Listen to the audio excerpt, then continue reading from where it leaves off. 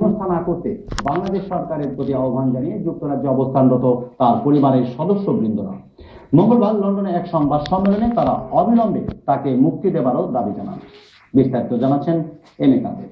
পাকিস্তানি দুইজনই মূলত তাদের নেতৃত্বে পুলিশের উপর হামলা হয়েছে, তো এদেরকে গ্রেফতার করা হয়েছে, তাদের জিজ্ঞাসাবাদ চলছে, তাদের ওখানে আসার কারণ এবং পুলিশের উপর হামলার কারণ। ঢাকার কাটাবন এলাকা থেকে পাকিস্তানি সন্দেহে গ্রেফতারকৃত মাওলানা নূরে আলম হামিদি বৃহত্তর সিলেটের বরুণার পীর সাহেব শেখ লুৎফুর রহমান বরুড়ি দরিদ্র মৌলভীবাজার জেলার বরুণা মাদ্রাসার বার্ষিক মহাসম্মেলনে যোগদান করতে গত জানুয়ারি মাসে তিনি বাংলাদেশে যান।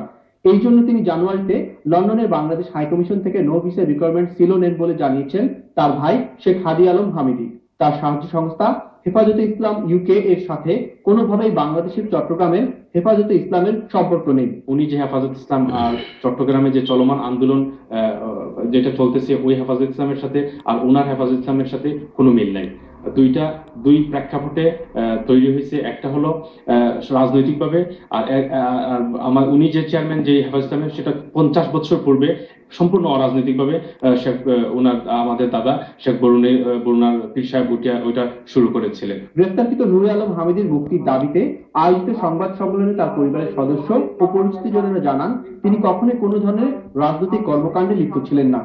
নূরে আলম হামিদি অত্যন্ত কর্মী মানুষ, ছেলেটির কাজ খুব বেশি করতে পারে, আবার বংশগত ওরা অত্যন্ত দিনদার মানুষ, আলিম পরিবারের মানুষ।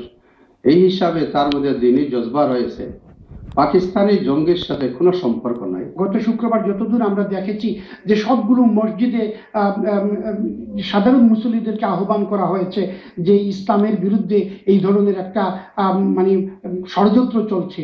সেই হিসাবে হয়তো উনার যে ক্ষোভ, কারণ আমরা টিভিতে যে নিউজটা দেখেছি উনি যেভাবে করতেছেন এটা একজন সাধারণ মুসল্লির পক্ষে সম্ভব, কিন্তু এইটা আমরা গ্যারান্টি দিতে পারি যে উনি বাংলাদেশের কোনো রাজনৈতিক দলের সঙ্গে সংশ্লিষ্ট নন। জুমার নামাজ পরে বাংলাদেশের বিভিন্ন মসজিদ থেকে বিক্ষোভ মিছিল বাইর হয়েছে, এখান থেকে বিক্ষোভ মিছিল বাইর হয়েছে মসজিদ থেকে। উনি জানতে পেরেছেন মহানবী সাল্লাল্লাহু আলাইহি ওয়াসাল্লামকে অবমাননা করা হয়েছে, এই জন্য বিক্ষোভ মিছিল।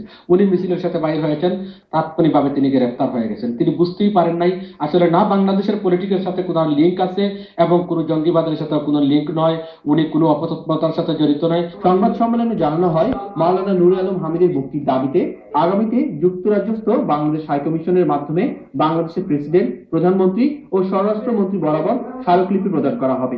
M A Quader, ATN Bangla, UK, London.